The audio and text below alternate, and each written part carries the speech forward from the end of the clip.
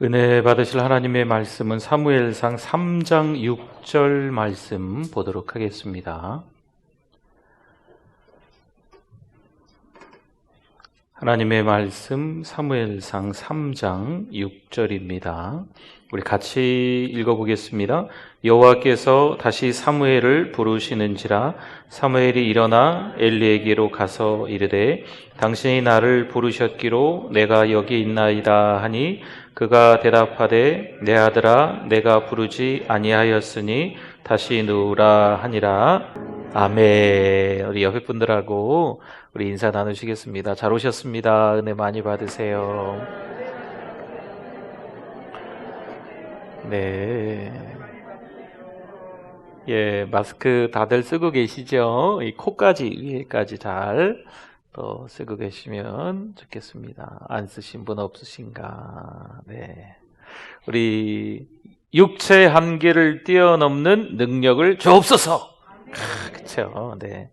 요즘 뭐 하루에 3번씩 오시는 분들도 있고 매일 한 번씩 오는 것도 사실 쉽지 않으시거든요. 네. 그래서 너무 또 애쓰십니다. 하나님이 또 우리가 기도하는 가운데 도하, 강을 건널 수 있고 또 하나님이 특별한 또 은혜를, 응답을, 체험을 허락해 주실 줄 믿습니다. 네, 우리 도하도 한번 할까요? 제가 도하하면 여러분이 주님 제가 하겠습니다. 이렇게 한번 부탁드립니다. 도하! 주님 제가 하겠습니다. 아멘. 감사합니다. 하는 일들이 참 많습니다. 가정에서도 하는 일이 있고 직장에 가서도 하는 일들도 있고 또 다른 어떤 공동체에서도 또 이렇게 저렇게 해야 될 일들이 좀 많은 거죠. 그런 일상을 보내다가 어느 날 갑자기 이 나라 전체가, 아니 이 세계 전체가 흔들릴 수 있을 만한 팬데믹 사건이 생겨 보였어요. 전염병이죠. 이 무서운 전염병 때문에 우리가 너무나 많은 것에 분주했구나, 너무 여러 가지의 다방면의 신경을 많이 쓰고 살았구나라는 것들을 새삼 한 번 더 이번 기회에 깨닫게 되는 것 같습니다. 갑작스럽게 또 함께 더불어 잘 지내다가 편찮으셔서 병원에 들어가신 이후에 뵐 수 없는 분도 계시는 거죠. 그나마 우리나라는 조금 양호한 편이라고 해야 되나요? 외국 같은 경우는 정말 많은 사람들이 편찮으시고 정말 많은 사람들이 돌아가시는 일들이 이 전염병 때문에 일어나고 있습니다. 이것도 하고 싶고 저것도 하고 싶고 참 다양한 많은 일들을 경험하고 싶고 또 그렇게 해왔었는데 이제 이 다방면에 관심을 가졌던 이 초점들이 지금 팬데믹 사건을 통하여서요 하나의 것으로 모아지고 있다는 거죠. 특별히 우리 그리스도인들은요 한 군데 초점을 가지게 될 수밖에 없는 거예요. 천국에 대한 소망이 우리 가운데 있기를 바랍니다. 세상 속에서 참 이리 갈까 저리 갈까 갈팡질팡하면서 이것도 하고 싶고 이것도 해야 되는데 이런 것들이 참 많이 있었는데 전 세계가 막 뒤숭숭해지면서 흔들리면서 이제는 저희들이 하나의 초점으로 모아지기 시작하기도 했습니다. 우리가 신앙으로 승리해야 될 줄 믿습니다. 물론 이제 불안한 마음은, 두려워하는 마음은 또 여전하기도 합니다. 근데 이 계속적으로 두려워하는 마음이 생기면요, 이것은 두려워하는 영이 끼어든 거예요. 잠깐 불안하고 두려웠다가 괜찮으면 그거는 그런 게 아닌데 계속적으로 불안하고 두렵고 벌벌 떨게 되면 이건 두려워하는 영이 이미 우리에게 침투되어져 있는 거예요. 오늘 이 밤에 하나님을 만나시고 오늘 이 밤에 하나님의 말씀이 또 잘 들리고 귀담아 듣게 되셔서 때로는 불안한 마음이 있다면 해결될 수 있기를 바랍니다. 제가 어떻게 해드릴 수 있는 방법은 없어요. 하나님의 말씀을 전해드릴 때 하나님께서 우리에게 찾아와 주셔서 이 불안한 마음, 속상한 마음들이 다 없어질 수 있기를 바랍니다. 여호수아의 주제가 정복입니다. 여호수아서, 여호수아의 책자, 그 주제가 정복이에요. 하나님이 이미 가나안 땅을 주시겠다 약속하셨거든요. 그래서 이 정복이라는 말을 좀 더 쉬운 말로 바꿔보면 취하라라는 거예요. 가나안 땅을 취해라. 이미 내가 너희에게 주겠다라고 약속했기 때문에 하나님의 약속을 믿고 가서 그 땅을 그냥 취하기만 하면 된다라는 거죠. 그러니까 여호수아와 이스라엘 백성들은 불안하고 두려워할 필요가 없습니다. 근데 여호수아의 먼저 앞선 리더인 모세가 죽자 이 여호수아가 불안하고 두려워할 수밖에 없거든요. 근데 여호수아 1장에 보면 계속해서 여호수아에게 하나님께서 말씀하시는 건 아주 간단하고 명료하고 정확합니다. 뭐라 하실까요? 두려워하지 말라. 강하고 담대하라. 왜요? 정복하라는 거지요. 가나안 땅을. 내가 준 땅 아니냐? 그냥 가서 취해라. 다 네 거다. 뭘 걱정하냐? 라는 거지요. 여러분, 세상 속에 살아가면서 지금처럼 너무나도 안타까운 일이죠. 이 전염병으로 너무 고생들이 많으신데 불안할 수 있습니다. 두려워할 수 있습니다. 또 앞으로 또 어떤 일이 생길지 모르니까 더 초조해할 수도 있고 걱정할 수도 있습니다. 그러나 그러한 일들이 잠깐이셨으면 좋겠어요. 네. 너무 불안한 마음을 오래 끌고 가지 마십시오. 예배드릴 수 없을 정도로 불안해하지 마십시오. 성경 읽을 수 없을 정도로 두려워하지 마십시오. 기도할 수 없을 정도로 너무 괴로워하지 마십시오. 기도하고 찬송하고 하나님 말씀 듣고 예배 드릴 수 있을 정도로 우리가 강하고 담대하게 이겨내야 될 줄 믿습니다. 하나님이 이 땅에 우리를 보내주신 이유가 있지 않겠어요? 그렇죠. 하나님께서 우리를 걷어가시면 거기서 우리의 사명이 다 끝난 거겠죠. 불안하고 두려워하지 마시고 담대하게 주님께서 우리에게 이 땅에 살아가는 날 동안 소명을 허락하여 주셨고 또 비전도 주시고 사명도 허락하시니까 담대하게 살자고요. 네. 너무 두려워하시고 걱정하시면 이게 두려워하는 악한 영이 이미 침투되어서요. 별것도 아닌데 깜짝깜짝 놀라고 막 걱정하고 뭐 이런 게 생겨버리는 거죠. 오늘 이 밤에 우리 하나님께서 위에로부터 난 지혜와 계시의 영을 주사 하나님을 알아갈 수 있는 이 밤 되실 수 있기를 부탁을 드립니다. 사무엘상 3장 6절 말씀에 보니까요. 오늘 조금 전에 읽은 본문 말씀이기도 하죠. 보십시오. 여호와께서 그 다음에 뭐라고 나옵니까? 다시 사무엘을 부르시는지라 말씀하죠. 여기서 이 다시라고 하는 것은요. 더하다라는 뜻입니다. 더하다. 하나를 더 더하다. 다시 하다. 더하다라는 의미가 되겠습니다. 사실 4절에서 처음 부르셨어요. 그런데 사무엘이 몰랐습니다. 그래서 6절에서 또 부르시는 거죠. 부르시는 것을 더하셨다라는 거예요. 그래도 몰랐어요. 그러니까 8절에서 부르시는 일을 한 번 더 더해 주시는 거죠. 하나님께서 사무엘과 대화하시기 위한 부르심은요. 그치지 않고 계속되었습니다. 다시요. 하나님께서 사무엘을 부르시는 그 더하심은 또 부르심은 다시 부르심은 부르심을 더하시는 것은 그치지 않고 계속된 줄 믿습니다. 이게 중단이 되었으면 어쩌겠어요? 하나님은요. 중단하지 않으시고 계속 부르시는 거예요. 사무엘상 3장 10절 말씀 같이 한번 읽어봅니다. 여호와께서 임하여 서서 전과 같이 사무엘아 사무엘아 부르시는지라 사무엘이 이르되 말씀하옵소서 주의 종이 듣겠나이다 하니 아멘. 마침내 계속 하나님이 부르시니까 마침내 하나님과 사무엘과의 대화가 된 거예요. 오늘날 우리에게도 하나님의 부르심이 한없이 더해 주시면 얼마나 좋을까요? 우리가 잘 못 알아들어요? 또 부르시는 거죠. 우리가 잘 못 알아들어요? 또 부르시는 거죠. 여러분, 하나님의 임하심은요, 임재는 지금도 여전합니다. 그래서 듣는 분들은 항상 듣고요, 잘 못 듣는 분들은 항상 못 듣는 거예요. 그래서 오늘 이 밤에 여러분 사모하세요. 하나님이 우리를 불러주심이 더해질 수 있도록 그치지 않고 계속 불러주시는 줄 믿습니다. 창세기 12장 2절 말씀에 보니까 이 더해주시다라는 의미를 좀 더 보겠습니다. 아브라함 이야기입니다. 내가 너로 큰 민족을, 아브라함의 민족을 큰 민족을 이루고 내게 뭘 주어? 복을 주어 내 이름을 창대하게 하리니 너는 뭐가 될지라?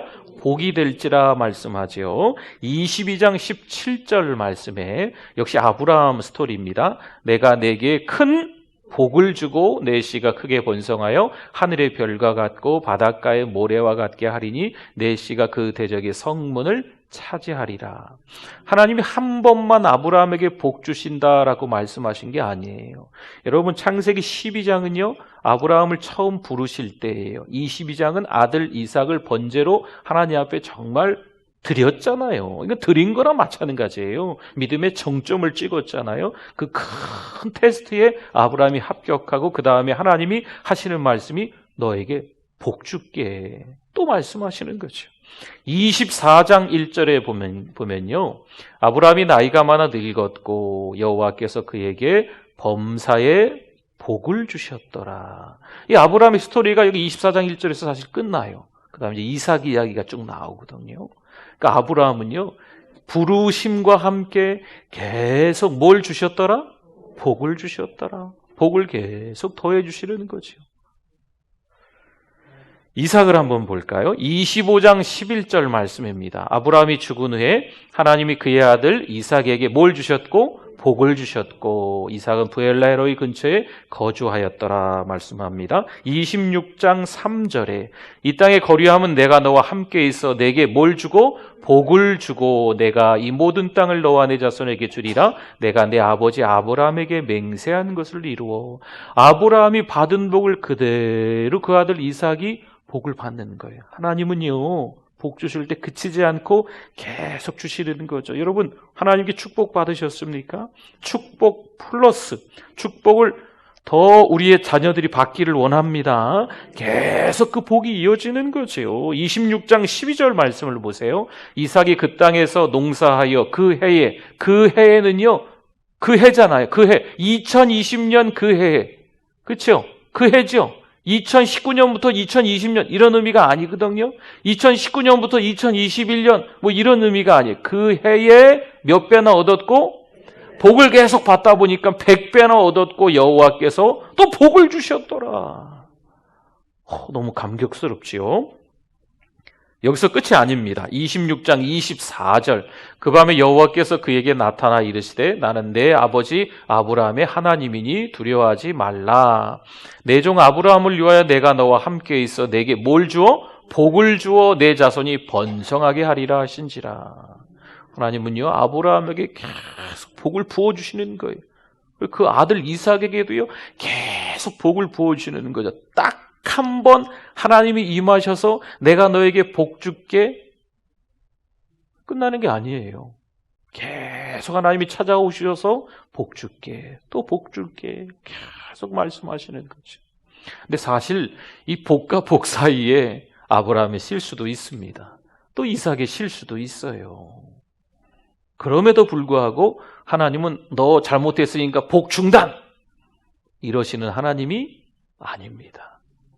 하나님은요 실수가 우리가 있어도 잘못이 있어도 하나님께서 약속한 것이기 때문에 내가 너 가나안 땅 줄게. 그러면 이 여호수아와 이스라엘 백성들은요 담대하게 그 땅 들어가서 자기 거 다 취하면 됩니다. 할렐루야. 이번 여호수아 부흥회 때 좀 더 자세히 말씀을 나누겠지만 이게 하나님의 방법이에요. 요단강을 건너는 것도 그 땅에 들어가서 여리고성을 점령하는 것도 아이성을 점령하는 것도 그 모든 땅이 분배되는 것도 다 하나님의 이미 정해진 약속이에요. 그냥 취하면 됩니다.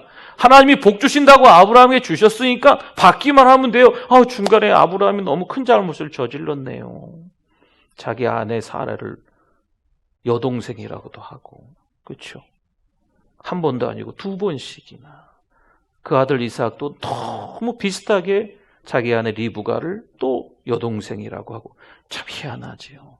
그러나 하나님의 복이 중간에 그쳤다? 아닙니다. 하나님은요, 약속하셨어요.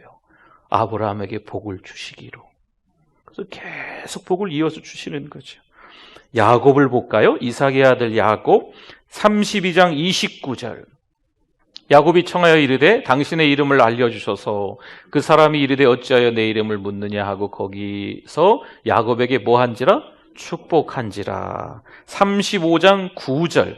야곱이 밧단 아람에서 돌아오매 하나님이 다시 야곱에게 나타나서 그에게 뭘 주시고? 복을 주시고. 야곱이 얼마나 얄미워요. 그렇죠.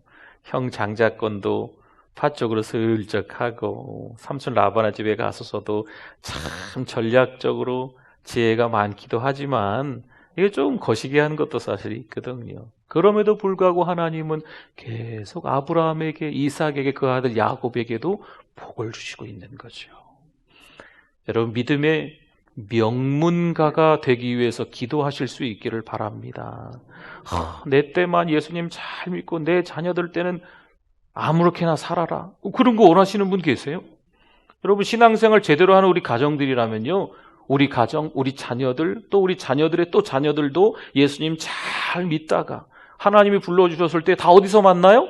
저 하늘나라 천국에서 만나기를 소망하는 줄 믿습니다. 그렇지 않겠어요? 그게 다 우리의 소망이고 우리의 바람이지 않겠습니까? 하나님께서 주시는 그 은혜의 복을요, 계속 받기를 원하는 거예요. 이게 저나 여러분이나 공통 분모죠. 그렇죠? 공통적으로 같은 생각을 가지고 있는 거거든요. 할렐루야! 하나님께서 계속해서 더해 주시는데요. 우리가 좀 놓치지 말아야 될 게 있습니다. 하나님은요, 선한 일만 더해 주시는 분이 아닙니다. 사람들이 잘못하고 회개하지 않을 때에는 벌도 계속해서 더해 주시는 하나님이시라는 거. 바로가 강팍해서요, 이스라엘 백성을 놓아주지 아니했습니다. 하나님께서 이스라엘 백성들이 종살이하는 모습들, 400년 넘게 괴로워하는 모습들을 보시고 모세를 보내셔서 출애굽시켜 주려고 하는데 바로가 워낙 완강한 거지요. 강팍한 거지요. 놓아주지 않는 거예요. 하나님께서는 그에게 재앙 내리시는 일을 계속해서 더하셨습니다. 몇 번째 재앙까지? 10번째 재앙까지 계속 더하십니다. 또한 이스라엘 백성들이 범죄할 때가 있었어요. 레위기 26장 14절에서 17절 말씀. 제가 한번 볼게요. 그러나 너희가 내게 청종하지 아니하여 이 모든 명령을 준행하지 아니하며 내 규례를 멸시하며 내 마음에 내 법도를 싫어하여 내 모든 계명을 준행하지 아니하며 내 언약을 배반할진대 내가 이같이 너희에게 행하리니 곧 내가 너희에게 놀라운 재앙을 내려 폐병과 열병으로 눈이 어둡고 생명이 쇠약하게 할 것이요 너희가 파종한 것은 헛되리니 너희의 대적이 그것을 먹을 것임이며 내가 너희를 치리니 너희가 너희의 대적에게 패할 것이요 너희를 미워하는 자가 너희를 다스릴 것이며 너희는 쫓는 자가 없어도 도망하리라. 이스라엘 백성들이 범죄하고 뭘 안 했어요? 회개를 하지 않았어요. 누구나 실수할 수 있고 누구나 범죄할 수 있어요. 그러나 회개하면 하나님은 품어주시는 분인 줄 믿습니다. 근데 이스라엘 백성들이 범죄하고 회개하지 않으니까 하나님이 재앙을 내리시겠다 아주 강력하게 말씀하시는 거예요. 그런데 이 첫 번째 재앙으로 끝날까요? 그렇지 않습니다.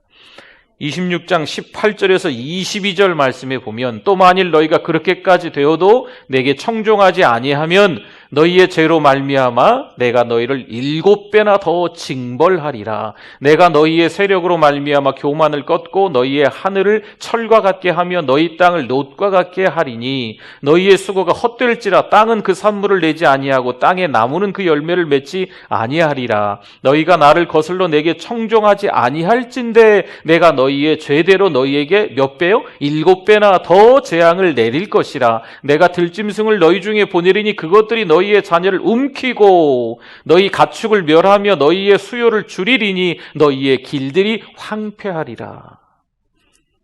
범죄하고 난 이후에 회개하지 않으니까 하나님이 아주 무서운 재앙을 1차적으로 내렸어요.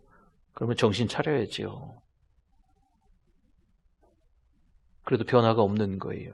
그러니까 2차 재앙을 더 강력하게 무섭게 내리셨어요. 그럼 이것에 대해 또 회개하지 않으면 26장 23절에서 26절 계속 말씀이 쭉 이어지는 거예요. 뒷부분으로요. 이런 일을 당하여도 너희가 내게로 돌아오지 아니하고 이런 일을 당했는데도 돌아오지 아니하고 내게 대항할진대 나 곧 나도 너희에게 대항하여 너희 죄로 말미암아 너희를 7배나 더 치리라. 아까도 7배였는데 또 7배. 그것에 더 7배예요. 내가 칼을 너희에게로 가져다가 언약을 어긴 원수를 갚을 것이며 너희가 성읍에 모일지라도 너희 중에 연병을 보내고 너희를 대적의 손에 넘길 것이며 내가 너희가 의뢰하는 양식을 끊을 때 10여인이 한 화덕에서 너희 떡을 구워 저울에 달아주리니 너희가 먹어도 배부르지 아니하리라. 범죄하였는데 회개하지 않으니까 하나님이 재앙을 계속 더하시는 거죠. 여기서 끝이 아니었습니다. 그 다음 26장 27절에서부터 몇 절 더 봅니다. 너희가 이같이 될지라도 내게 청종하지 아니하고 아직도 3차 재앙까지도 받았는데도 청종하지 아니하고 내게 대항할진대 내가 진노로 너희에게 대항하되 너희의 죄로 말미암아 7배나 더 징벌하리니 너희가 아들의 살을 먹을 것이요 딸의 살을 먹을 것이며 끔찍하지요. 내가 너희의 산당들을 헐며 너희의 분향단들을 부수고 너희의 시체들을 부서진 우상들 위에 던지고 내 마음이 너희를 싫어할 것이며 내가 너희의 성읍을 황폐하게 하고 너희의 성소들을 황량하게 할 것이며 너희의 향기로운 냄새를 내가 흠향하지 아니하고 그 땅을 황무하게 하리니 거기 거주하는 너희의 원수들이 그것으로 말미암아 놀랄 것이며 내가 너희를 여러 민족 중에 흩을 것이요 내가 칼을 빼어 너희를 따르게 하리니 너희의 땅이 황무하며 너희의 성읍이 황폐하리라. 너희가 원수의 땅에 살 동안에 너희의 본토가 황무할 것이므로 땅이 안식을 누릴 것이라. 그때 땅이 안식을 누리리니 너희가 그 땅에 거주하는 동안 너희가 안식할 때의 땅은 쉬지 못하였으나 그 땅이 황무할 동안에는 쉬게 되리라. 너희가 남은 자에게는 그 원수들의 땅에서 내가 그들의 마음을 악하게 하리니 그들은 바람에 불린 잎사귀 소리에도 놀라 도망하기를 칼을 피하여 도망하듯 할 것이요 쫓는 자가 없어도 엎드러질 것이라. 그들을 쫓는 자가 없어도 칼 앞에 있음같이 서로 짓밟혀 넘어지리니 너희가 원수들을 맞설 힘이 없을 것이요 너희가 여러 민족 중에서 망하리니 너희의 원수들의 땅이 너희를 삼킬 것이라. 너희 남은 자가 너희의 원수들의 땅에서 자기의 죄로 말미암아 쇠잔하며 그 조상의 죄로 말미암아 그 조상같이 쇠잔하리라. 너무 양이 좀 길었어요. 좀 빨리 읽었습니다. 여러분 굉장히 무서운 말씀이에요. 하나님께서는요 계속 음성을 들려주실 때가 있어요. 사무엘에게 말이에요. 사무엘이 못 알아듣는 거죠. 또 엘리 제사장의 도움을 받아서 이제 대답하는 법을 배우긴 했어요. 그래서 여러 차례 가다가 하나님이 계속 그치지 않고 사무엘을 부르시니까 마침내 하나님과 사무엘이 대화를 하게 되는 거죠. 아브라함에게 축복, 이삭에게 축복, 야곱에게 축복. 하나님은요 복을 주셔야 되겠다 하시면 계속 축복하시는 거예요. 지금 방금 길게 레위기 말씀을 이 무서운 말씀을 읽었지만요. 한번 범죄하고 난 이후에 하나님이 재앙을 내려야 되겠다 싶으시면 아주 무서운 재앙을 거듭거듭 내리시는 거예요. 여러분 성경 말씀 잘 보셔야 돼요. 사무엘상 4장에 보면 이스라엘이 하나님의 법궤를 블레셋에 빼앗깁니다. 우리가 오늘 3장을 보고 그 다음 장에 들어가면 물론 엘리의 아들 홈리와 비느하스의 이제 역할들이 좀 있긴 했지요. 결국은 전쟁터에서 지는 바람에 하나님의 법궤를 빼앗겨요. 블레셋에. 이 블레셋은 이 지중해 해안가에 살고 있는 족속들입니다. 이 블레셋이 법궤를 빼앗아서 자기네 땅으로 가져갔어요. 법궤를 그 블레셋의 해안가에 보면 아스돗이라는 도시가 있는데 그 아스돗에 두었더니 여호와께서 아스돗 사람에게 재앙을 내리기 시작합니다. 이 야스도 사람들이 하나님의 벌을 좀 피해 보려고 조금 더 내륙 지방으로 가드라는 도시로 그 법궤를 옮겼어요. 그랬더니 어쩌겠어요. 가드도 역시 블레셋의 도시거든요. 그랬더니 이 가드에도 재앙이 계속 내리는 거예요.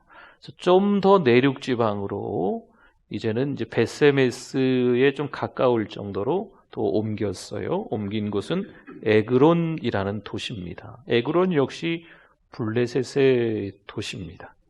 하나님의 재앙이 다를 바 없지요. 이 에그론에도 임했습니다.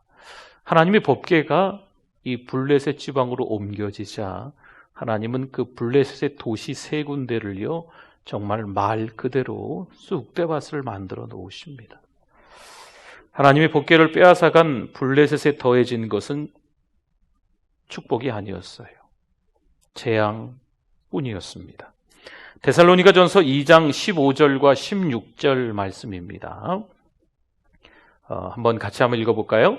유대인은 주 예수와 선지자들을 죽이고 우리를 쫓아내고 하나님을 기쁘시게 하지 아니하고 모든 사람에게 대적이 되어 우리가 이방인에게 말하여 구원받게 함을 그들이 금하여 자기 죄를 항상 채우매 노하심이 끝까지 그들에게 임하였느니라. 아멘. 유대인들이 예수님을 죽였어요. 선지자들을 죽였지요. 그래서 유대인들에게 임하신 하나님의 그 노하심은요, 어느 정도까지였다고 방금 말씀합니까? 끝까지였습니다. 끝까지. 예수님을 죽이고 선지자들을 죽였던 이 유대인들을 향한 하나님의 노하심은요, 당분간이었더라. 이게 아닙니다. 그 시대에만 그랬더라. 이 말씀이 아니에요. 성경을 잘 보시면 끝까지입니다. 그들의 최후 멸망까지 그들에게 내리던 노하심은요, 계속해서 더해지기만 하는 거죠. 사랑하는 성도 여러분, 우리는 하나님께서 무엇을 더해 주시기를 원합니까? 주님께서 다시 오실 때는요, 우리가 어떤 교회를 다니고 있는가, 어떤 교회에서 어떤 일을 하고 있나, 팔 걷어붙이고 이 세상에서 어떻게 책임감 있는 역할들을 하고 있나, 이런 거 보신다기보다도요, 일하고 있는 것을 우리 주님께서 초점을 두고 보신다기보다도 우리의 삶의 자세를 보고 있는 거예요. 지금 찬양하면서 기뻐하고 있는가? 기도하면서 기뻐하고 있는가? 예배를 드리면서 흥겨워하고 기뻐하고 감격하고 있는가? 여러분, 삶이 하나님하고 전혀 관계없는 삶인데 이 성경을 머릿속에 다 집어넣었다고 해도 죄송한 표현인데 글쎄요, 유익이 있었던 걸까요? 하나님의 말씀이요, 온 몸에 다 스며들었으면요, 이 얼굴 표정이, 이 말 한마디가, 생각하는 게, 듣는 게, 손으로 만지는 게, 우리 다리로 가는 곳이 달라야 돼요. 그렇지 않겠어요? 근데 정말 많이 끌어안고 하나님의 말씀을 끌어안고 산다고 자부심을 갖는데 삶 속에서는 전혀 예수 믿는 사람의 삶의 모습이 드러나지 않는다 하면 이거는 숙제입니다. 이왕이면 여러분, 이게 우리가 믿음의 사람들이 받는 복이에요. 예수 믿는 것 때문에 그냥 기쁜 거죠. 바보 멍충이 소리를 들어도, 미쳤다고 소리를 들어도 예수 믿는 것 때문에 너무 행복해하는 거죠. 여러분, 이게 우리에게 찾아오는 은혜고 복이거든요. 여러분, 어떻게 사시겠어요? 그냥 바보로 사셔도 저는 괜찮다고 봐요. 네. 그냥 미친 사람처럼 사셔도 저는 괜찮다고 봐요. 그게 하나님의 은혜니까. 세상 돌아가는 여러 가지 일들 속에서 같이 막 휩쓸려 갖고요, 같이 슬퍼하다가 같이 즐거워하다가 이 세상에 돌아가는 많은 일들 가운데 그냥 덩달아서 우리 믿음의 사람들은 하나님이 주시는 복이 계속 있어야 될 줄 믿습니다. 오늘 주신 은혜 잘 기억하면서 다시 한번 힘내서 살아가실 수 있는 저 여러분이 되실 수 있기를 부탁을 드립니다.